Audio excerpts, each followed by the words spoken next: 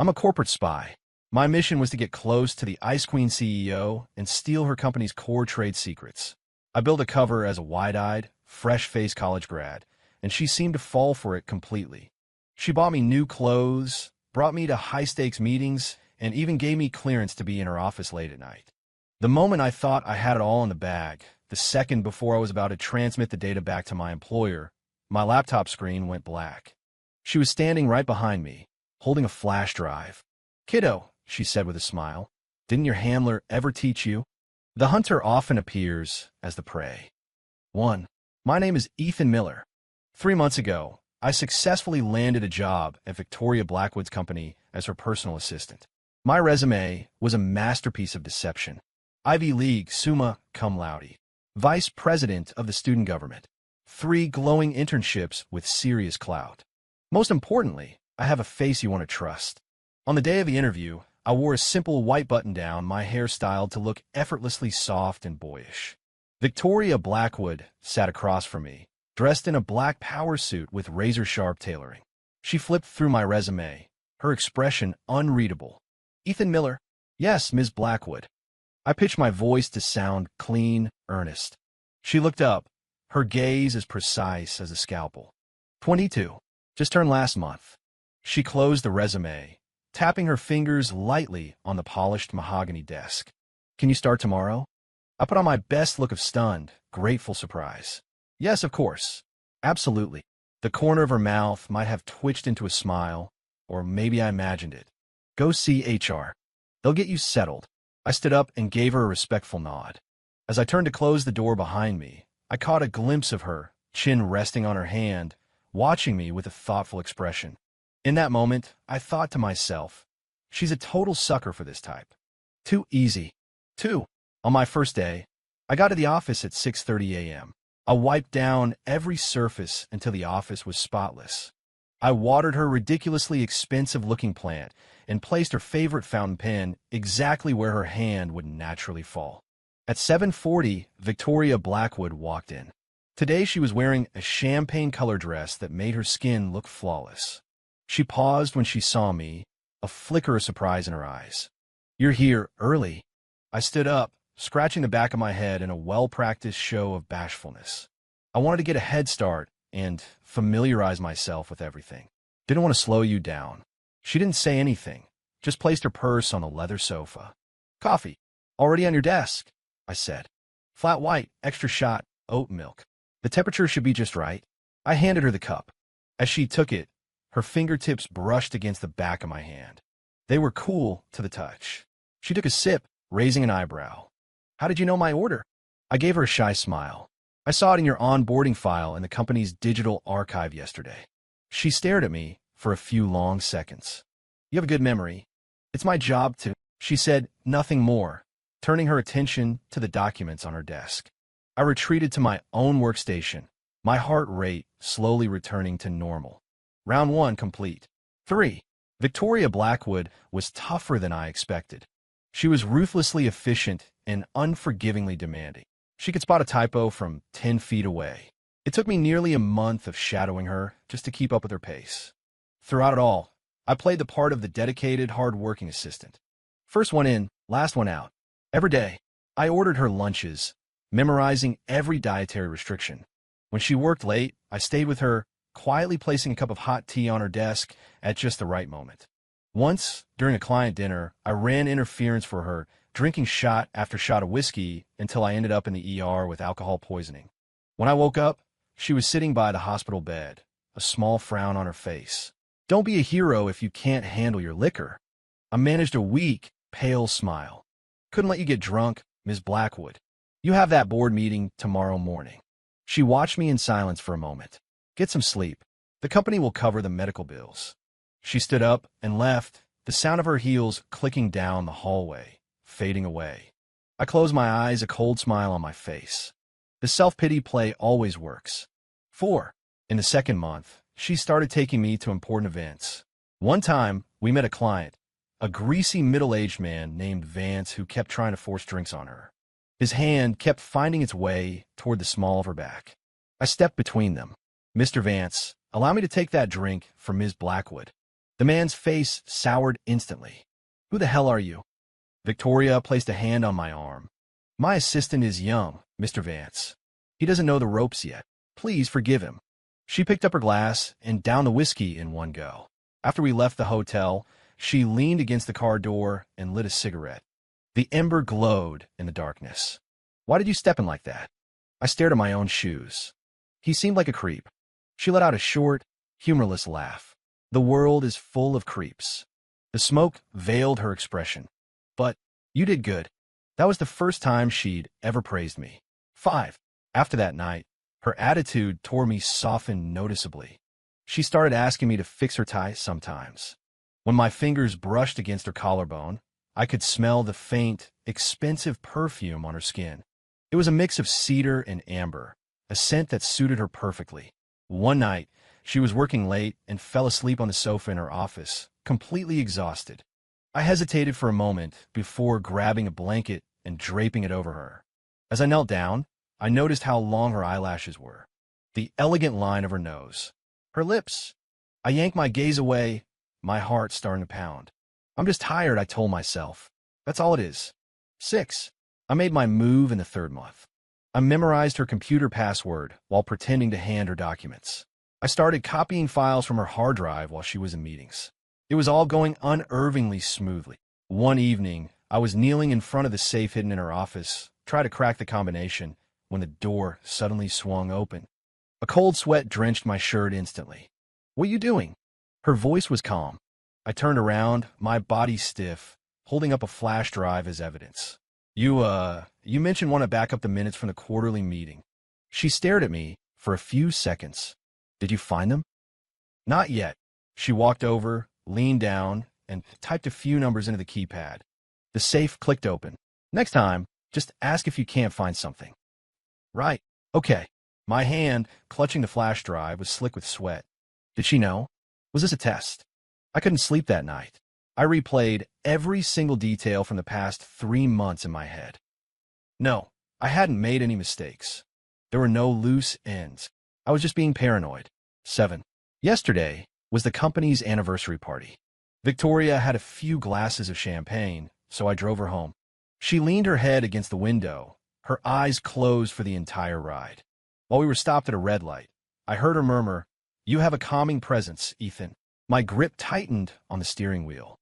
I didn't dare respond. When we pulled up to her high-rise apartment building, she fumbled with her seatbelt, unable to get it unbuckled. I leaned over to help her. We were close. So close I could count her eyelashes. She suddenly opened her eyes. Her pupils were dark, like polished obsidian. Do you have a crush on me? My throat went dry. Ms. Blackwood, you're drunk. She smiled, reaching out to gently touch my cheek. Yeah, I'm drunk. She pushed the door open and got out, her figure looking fragile as she disappeared into the night. I sat in the car for a long time, until my phone buzzed. A message from my handler. Tomorrow is the deadline. 8. Tonight was the night. I had confirmed it. Victoria was in Philadelphia for a conference and wouldn't be back until tomorrow afternoon. I had the entire floor to myself. I sat in her throne-like executive chair and booted up her computer. I inserted the custom-built flash drive. The screen cast a blue glow on my face as the file transfer progress bar slowly crawled across the screen. 80%, 90%, 99%. Just as it was about to complete, the screen abruptly went black. I froze. I tapped the keyboard. Nothing. Then I heard it. The click of high heels on the marble floor behind me. Soft, slow. Click, click. Each one a hammer blow against my heart. I turned my head, my body rigid.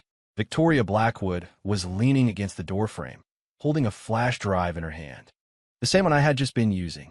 She tilted her head, a beautiful, terrifying smile spreading across her lips. Kiddo. Her voice was laced with amusement, but her eyes were ice cold. Didn't your handler ever teach you? I opened my mouth, but no sound came out. She walked slowly toward me and placed a flash drive on the desk. The hunter often appears as the prey. 9. The silence in the office was deafening.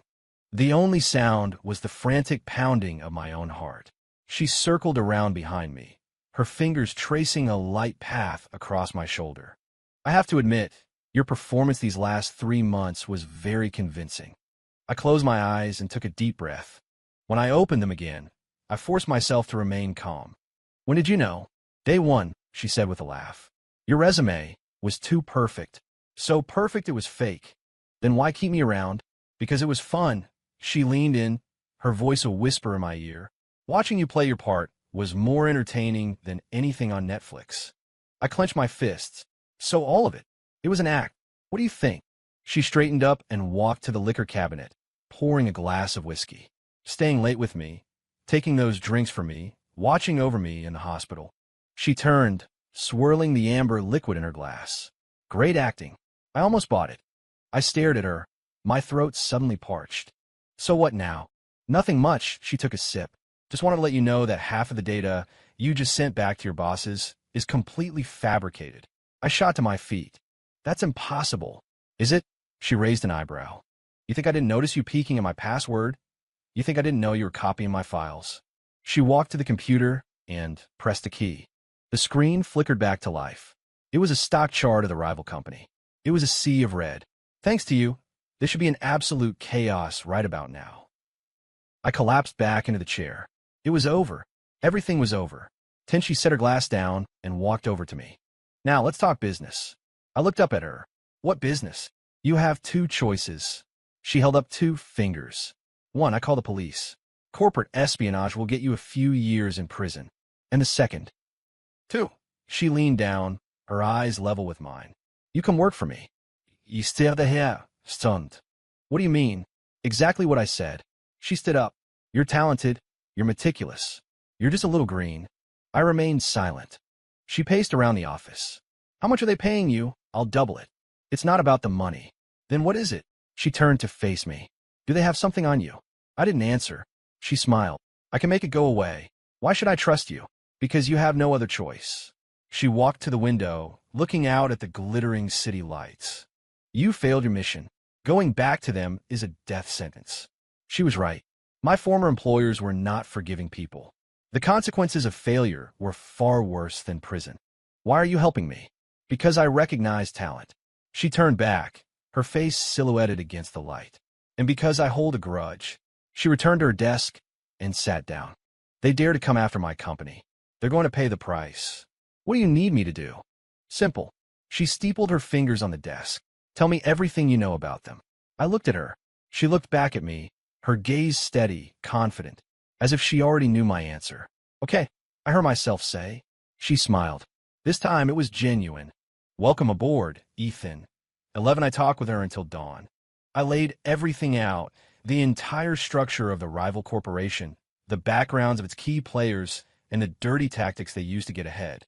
She listened intently, asking sharp, incisive questions. Finally, as the first light of morning broke over the city, she handed me a contract. Sign it. It was a formal employment agreement.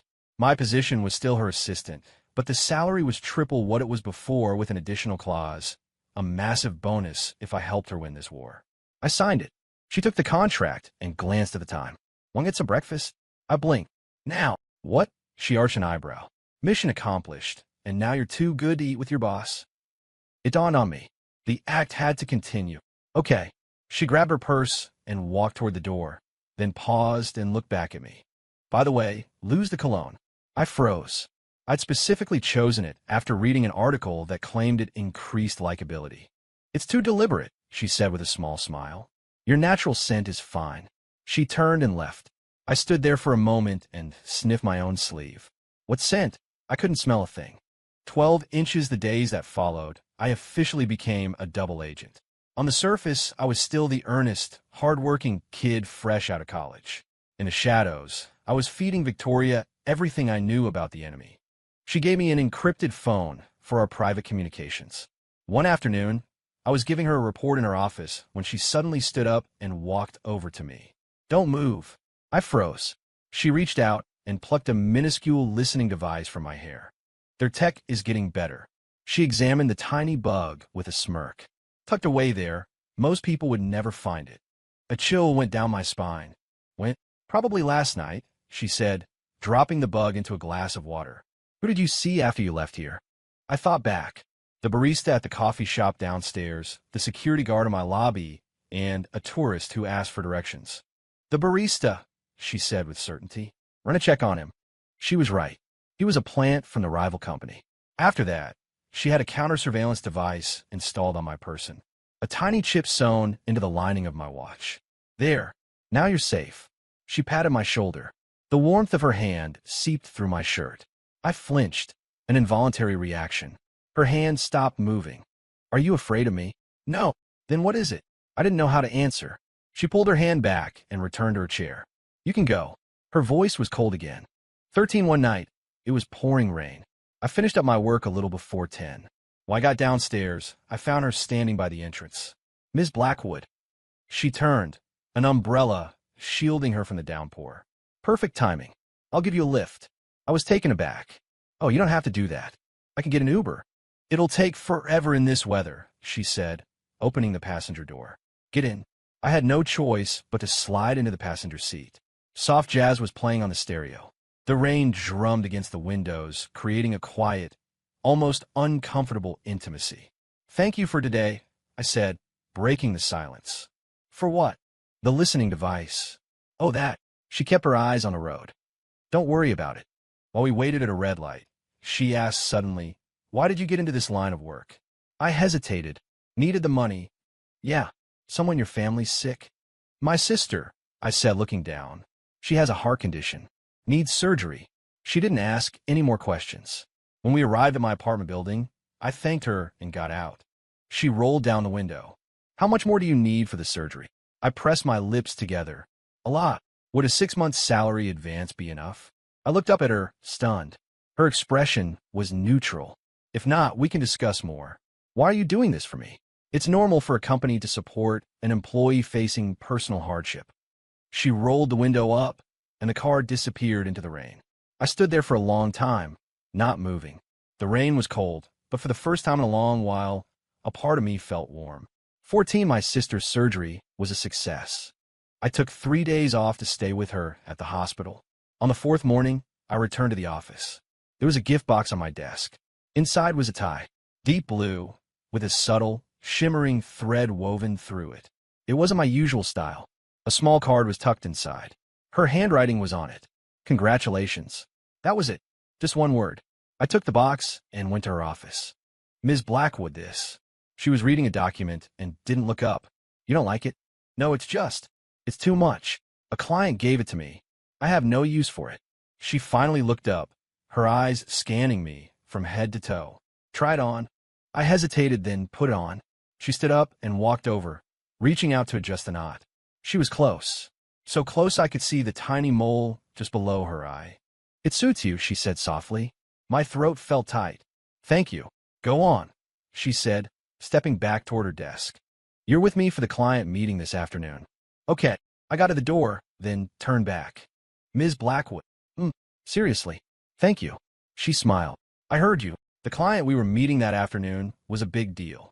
He was a major account the rival company had been trying to poach for months. Victoria had put me in charge of the entire project." "You trust me that much?" I had asked. "I don't work with people I don't trust." She had said it casually while signing a document, but her words hit me like a physical blow. The meeting went perfectly. The client loved our proposal. After the contracts were signed, their CEO clapped me on the shoulder. "You got a bright future, son." I smiled. I have a great boss. On the way back to the office, Victoria was in a good mood. "What do you want for dinner?" "My treat." My hand paused on the seatbelt. "Is this a victory dinner?" "Let's call it that." She took me to an incredibly expensive omakase restaurant. The atmosphere was serene and private. Halfway through the meal, she said suddenly, "They're going to make a big move soon." I put down my chopsticks. "What kind of move?" "I don't have the specifics yet," she said, taking a sip of sake. "But it'll be in the next few days." "What do you need me to do?" "Protect yourself," she said, looking me straight in the eye. "And if you have to, don't be afraid to play the victim." I knew what she meant. The self-pity play, part 2. "Okay." She poured me a glass of sake. "Are you scared?" "A little." "That's normal." She raised her glass. "I'm scared too." I clinked my glass against hers. "You get scared. Why wouldn't I?" She smiled. "I'm human." We stayed there for a long time. By the time we left, the sky was dark. She'd had a drink, so she couldn't drive. We walked slowly down the street, the lamps stretching our shadows out long behind us. Ethan, yeah, when this is all over, what are you going to do? I thought for a moment. Take my sister on a trip. She's always wanted to see the ocean. That's it, yeah. She fell silent. We waited at a crosswalk for the light to change. The night wind caught her hair, and a single strand brushed against my cheek. It tickled. Without thinking, I reached out and tucked it behind her ear. The moment my fingers touched her skin, we both froze. The light turned green. She recovered first. Let's go. Her voice was a little husky. The call came just as I knew it would. Friday night, I got a text from a burner number. The old warehouse by the docks. 3 p.m. tomorrow. I knew what it was. A final reckoning for my failure. It replied. Then I took a screenshot and sent it to Victoria. She called me instantly. Don't go. I have to, I said. If I don't show, they'll know something's up. Silence on the other end for a few seconds. I'm sending people with you. No, I can handle it. Ethan. It was the first time she'd ever used my name like that. Her voice was sharp with anger. Don't be an idiot. I managed a small laugh. Don't worry. I'm hard to kill. After I hung up, I sat on the edge of my bed, staring into space. In the next room, my sister was sleeping soundly. The surgery had been a complete success. In a few more weeks, she'd be discharged. And it was all thanks to Victoria. I gripped my phone tightly. Whatever happens, I can't let this touch her. The next afternoon, I arrived at the warehouse right on time. 3 of them were waiting. The one in charge was a heavy-set bruiser named Rocco. I'd seen him around. Well, look what we have here. You got some nerve showing your face, Rocco sneered, a cigarette dangling from his lips as he looked me up and down. Rocco, I said, forcing a placating smile. Look, I screwed up. I know that. I'm ready to take my punishment. Punishment? He laughed coldly. Do you have any idea how much money you cost the company? I can make it up to you. Make it up? He cut me off. How? What could you possibly do? The other 2 guys started to circle me. I took a step back. Rocco, just give me one more chance. A chance. He spat the cigarette, but on the ground. Fine. Tell me, what did that Blackwood bitch offer you? She didn't offer me. A fist slammed into my stomach before I could finish. The air rushed out of my lungs, and I doubled over with a grunt. A boot connected with the back of my leg, and I dropped to my knees on the concrete. Talk, did you flip? No. The blows rained down on me. I curled into a ball, protecting my head, biting my lip to keep from crying out. Don't fight back. Not yet. That's enough. A voice echoed from the warehouse entrance. I looked up. Silhouetted against the bright afternoon light, Victoria Blackwood stood there, flanked by several large men in dark suits. Rocco's face paled. Ms. Blackwood, what's the meaning of this? She walked toward us, the sound of her heels sharp and confident on the concrete floor. Did you ask for my permission before you decided to lay your hands on my people? She stopped beside me and looked down. Can you stand? I nodded, pushing myself up off the ground. My leg buckled, and I fell back to one knee. She leaned down and helped me up. Her hand was warm on my arm. You're a moron, she whispered, but there was no heat in it. Rocco sneered. Ms. Blackwood, this is a private family matter. I'd advise you to stay out of it. Family matter? She raised an eyebrow. Ethan works for me now. That makes his business my business. So you're really choosing to go to war over this kid? War? She laughed. You're not even in my league. Rocco's face turned purple with rage. Get her. The other 2 thugs pulled knives from their jackets. Victoria's bodyguards moved forward, but she was faster. I barely saw her move. There were 2 sharp cries of pain, and suddenly both men were on the ground, their wrists bent at unnatural angles. Their knives clattered to the floor. Rocco's jaw dropped. You. Victoria casually shook out her hands, her expression bored. Forgot to mention, I was captain of my university's Krav Maga club. She walked right up to Rocco. Go back and tell your boss, she said, her voice dropping to a deadly whisper. If he ever touches my people again, I will personally destroy everything he has ever built. Rocco nodded frantically. Yes, ma'am. Of course. Get out. The 3 of them scrambled away like frightened rats. The warehouse fell silent. She turned to look at me. Still think you can handle it? I tried to smile, but the pain made me wince. Didn't expect them to have knives. She sighed and knelt to inspect my injuries. Looks like you'll live. Just cuts and bruises. Her hair fell forward, brushing against my cheek. I could smell that cedar and amber scent. Why did you come? I told you. You're my guy. She helped me to my feet. Come on, let's get you to a hospital. I leaned on her shoulder, limping toward the exit. The sunlight poured in through the open door. It felt warm. By the time they patched me up at the hospital, it was evening. The doctor said they wanted to keep me overnight for observation. Victoria walked me to my room. Are you hungry? A little. What do you want? Anything's fine. She left and came back with a container of soup and some bland crackers. She watched me eat. Victoria. Thank you for today. She paused in cleaning up the empty containers. Just don't be so reckless next time. You too, I said. Walking in there by yourself. That was dangerous. She smiled. Were you worried about me? I didn't say anything. That was answer enough. Her expression softened. Ethan, yeah, when this is all finally over. Her phone rang, cutting her off. She answered, and her face grew serious. Something's come up at the office. I have to go. What happened? They're hitting back, she said, standing up. You get some rest. I'll come get you tomorrow. She paused at the door and looked back. I'll finish what I was saying later. The door clicked shut. I leaned back against the pillows, looking out the window. Later. There's a later. That was a good thing. She didn't come the next day. Her executive secretary did. Where's Victoria? She's in a meeting. The secretary looked nervous. I knew something was wrong. What happened? It's nothing. Tell me the truth. She hesitated. The company's stock took a nosedive. A few of the board members are trying to force an emergency vote. My stomach dropped. What? There's an anonymous report accusing Ms. Blackwood of embezzling company funds. I stared at her. That's impossible. We know it is, but... She trailed off. I pulled out my phone and realized it had died. I plugged it in and turned it on. Dozens of missed calls flooded the screen, and a single text from Victoria. Don't worry. I can handle this. I called her back immediately. Voicemail. Take me to the office, I told the secretary. But your injuries. I'm fine. The lobby was swarming with reporters. We took the service elevator up from the underground garage. The executive floor was thick with tension. Victoria wasn't in her office. She's in main conference room, an assistant whispered. The board is grilling her. I walked to the conference room. The door was closed, but I could hear angry voices from inside. We need an explanation, Victoria. The evidence is right here. What do you have to say for yourself? I moved for an immediate suspension pending a full investigation. I pushed the door open and walked in. Every head in the room turned toward me. Victoria was at the head of the table.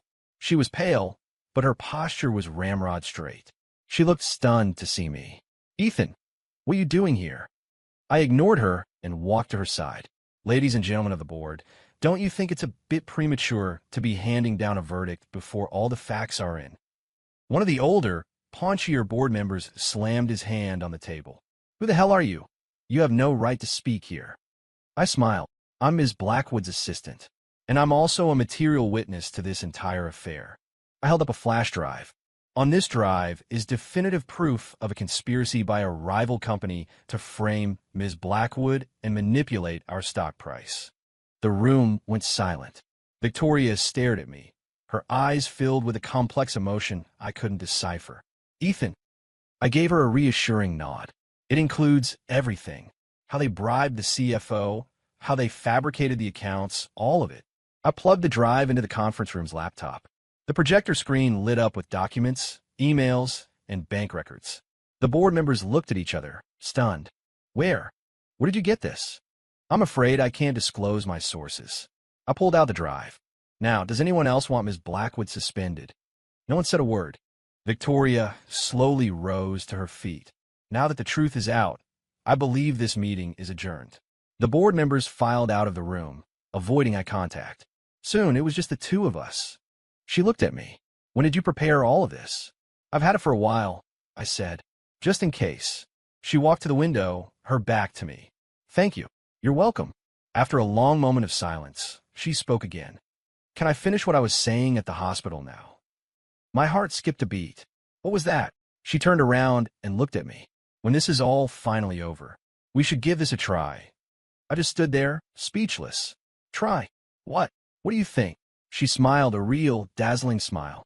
Us. Okay. I heard my own voice say, rough and shaky. Her eyes curved into crescents. Then it's a date. Yeah. She walked over to me and gently touched a bruise on my face. Does it still hurt? I'm fine. Liar. She pulled her hand away. Get your things. You're being discharged. What about the office? It's handled. She walked toward the door. The evidence you brought was more than enough. I followed her. That CFO, already in police custody. She pressed the elevator button. I couldn't have done it without you. The polished steel doors reflected our images, standing close together. It was my job. She turned her head to look at me. Don't you think we're a little past that now? I blinked. What should I say instead? The elevator doors opened. She stepped inside and turned to face me. You could say, of course, anything for my girlfriend. I could feel the heat rising in my cheeks. We haven't officially started yet. It's just a matter of time. She grinned as the elevator began its descent. The feeling of weightlessness made my heart race. Or maybe it wasn't the elevator. Back at the office, everything was the same, but different. She would casually hand me her purse. In meetings, she would specifically ask for my input. At lunch, she'd slide the vegetables she didn't like onto my plate. Picky eater, I'd say. She'd raise an eyebrow. You have a problem with that? Not at all. I'd dutifully eat the carrots she'd given me. Her secretary would watch us, trying to stifle a grin. I'd feel a little self-conscious. Is this too obvious? What if it is? Victoria would say, sipping her soup nonchalantly. Am I supposed to hide the fact that I'm dating someone? It might look unprofessional. How so? She put her spoon down. I'm single, you're single. We're not breaking any rules. I never had a good comeback for that. And honestly, I loved it. I just wasn't used to this. Being someone's out in the open. The rival company didn't give up. They initiated a hostile takeover, buying up our stock and trying to force a sale. Victoria was a whirlwind of activity, and I was right there with her, working around the clock. One night, we were in the office past midnight. She'd fallen asleep on the sofa, utterly exhausted. When I went to put a blanket over her, I saw her brow was furrowed with worry even in her sleep. I reached out, wanting to smooth the lines away. My touch woke her up. What time is it? Almost 2. She sat up, rubbing her temples. You should go home and get some rest. Almost done with this proposal.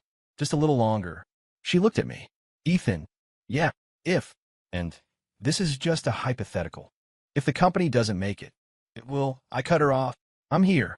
She smiled. When did you get so smooth? I learned from the best. She reached out and gave me a soft, brief hug. It was over in a second. Thank you, she whispered. I turned back to my laptop, but my ears were burning. Then, the worst-case scenario happened. Several of our largest clients pulled their contracts at the same time. Our credit lines were frozen. The cash flow was about to dry up completely. Victoria mortgaged her properties, her penthouse, everything. It still wasn't enough. I knew it was my turn to step up. I need to take a couple of days off. She looked up from her desk, her eyes shadowed with exhaustion. Where are you going? To take care of something. Is it dangerous? No. Elite. She studied my face for a long moment. Come back soon. I will. I went straight to the headquarters of the rival corporation and asked to see their CEO, Mr. Harrison. His security tried to stop me. I put 2 of them on the ground before they knew what was happening. A voice came over the intercom. Let him in. Harrison was sitting in a massive leather chair, looking amused. Ethan Miller. This is a surprise. Mr. Harrison. I sat down opposite him. Let's cut to the chase. Call off. He laughed. And why would I do that? Because of this. I slid a manila envelope across his desk. He opened it. The color drained from his face. Where did you get this? That's not important. Inside was a detailed record of his crimes. Tax evasion, fraud, insider trading. Enough to put him away for the rest of his life. You think this scares me? You know, I smiled. But what about your son? He shot to his feet. You touch my son, and I'll kill you. I won't touch him, I said calmly. But if this information were to leak to the press, I imagine it would be very difficult for him to stay enrolled at his fancy prep school. Don't you? He stared at me, his eyes burning with hatred. What did she offer you? I'll double it. She gave me something you can't afford. And what's that? Trust. He looked at me as if I'd told him a joke. Trust? What's that worth? To you, nothing, I said, standing up. To me, everything. I walked to the door and turned back. I want to see news of your withdrawal from the takeover within 3 days. Or what? I didn't have to finish the sentence. He knew. On the flight back, I was so exhausted I fell asleep instantly. I dreamed of my sister. She told me I looked thin. I dreamed of Victoria. She said, "Ethan, don't leave me." I woke up as the plane was landing. The city lights glittered below like stars scattered across the ground. I suddenly missed her so much it was a physical ache. I turned on my phone. Dozens of missed calls. All from her. I called her back. She picked up on the first ring. "Where are you?" Her voice was thick with tears. I froze. "I just landed." "What's wrong?" "I thought you." She couldn't finish. But I understood. "I'm okay." "Where are you?" "I'm coming to get you." "You don't have to. I can grab a cab." "Sim your location." "Now." She hung up. I stared at my phone, a warmth spreading through my chest. I saw her at the arrivals gate. She was wearing sweatpants and a trench coat thrown hastily over them. Her hair was a mess, and her eyes were red and swollen. The moment she saw me, she ran. She crashed in my arms, burying her face in my chest. "You scared the hell out of me." Her voice was muffled. I held her tight. "What happened?" "Harrison called me. He told me to watch out for you." My expression hardened. "What else did he say?" He said you want to see him, that you threatened him." "Yeah." I stroked her back gently. "It's over now." She looked up at me. "How did you do it?" "Let's just say I used some aggressive negotiation tactics." She studied my face. "As long as you're okay." "I'm okay." I leaned down and kissed her forehead. She stiffened. I froze. "Sorry, I—" She stood on her toes and kissed me. A real kiss. Soft and salty with the taste of her tears. "Let's go home," she said, taking my hand. "Okay." 27. The next day, Harrison's company began to pull back. Our stock price slowly recovered. The crisis was averted. At the victory party, Victoria had too much champagne. I drove her home. She leaned against my shoulder, humming a cheerful, off-key tune. "Are you happy?" "So happy," she mumbled into my shirt. Then she looked up at me. "But the happiest part is that you came back." I pulled her closer. "I'm not going anywhere." "Promise?" "Promise." She smiled and planted a kiss on my cheek. Sealed it. No takebacks. No takebacks. 28. A month later, Harrison's company filed for bankruptcy. He was arrested for a host of financial crimes. The day the news broke, Victoria invited me over for dinner. At her place. She cooked. The food was edible, but I ate every bite with gusto. "So, what do you think?" she asked, watching me with an expectant look. "It's delicious." "Liar." She took a bite of her own cooking and winced. "It's too salty." "I think it's perfect." I kept eating, not breaking character. She watched me for a moment, then said suddenly, "Ethan, let's get married." I choked on a piece of chicken, coughing until my face was red. She quickly poured me a glass of water. I was kidding. "God, you look so scared." "No," I said, catching my breath. "I mean, okay." Now, it was her turn to be stunned. "What did you say?" I said, "Okay." I repeated, "Let's get married." She blinked. "Are you serious?" "Yeah." I put down my fork. "I know it's fast, but I love you and I want to be with you. This isn't some impulse. I've thought about it." She just looked at me for a long, long time, and then she smiled. "Okay," she said. "Let's get married." 29. We didn't have a big wedding. We went to City Hall, got the license, and then took a few close friends out to dinner. My sister was there. She adored Victoria, calling her sis with a huge grin. On the way home, my sister whispered to me, "Bro, you really hit the jackpot." I looked at Victoria, who was walking a few steps ahead of us. The setting sun turned her hair to gold. "Yeah," I said softly. "I really did." 30. I still work as her assistant. But now I have another title, Mr. Blackwood. She still calls me kiddo sometimes, especially in bed. "Not bad, kiddo. You're getting better at this." I'd shut her up with a kiss. "Don't call me that." "Why not? It feels like I'm committing a crime." She'd laugh. "Aren't you?" "Yes," I'd say, kissing her again. "And I do the time." 31. Yesterday, while cleaning out an old desk drawer, I found it. The flash drive. The one she'd used in her trap. I showed it to her. "Remember this?" She took it, turning it over in her fingers. "Of course." "Why did you pick me back then?" I asked the question that had been lingering in my mind for years. "Because." She tilted her head, thinking, "You were a good actor, but your eyes gave you away." "What about my eyes?" "The way you looked at me." She smiled, like a stray dog seeing a steak. I groaned. "I'm kidding." She leaned in close, her voice a whisper. It's because I saw the same loneliness in your eyes that I have in mine. I froze. She stood up and tossed the flash drive into the trash can. The past is the past. Let it go. The here and now and the future, that's what matters. I looked at her, bathed in the golden light streaming through the window. Yeah, I said, taking her hand. You're what matters. And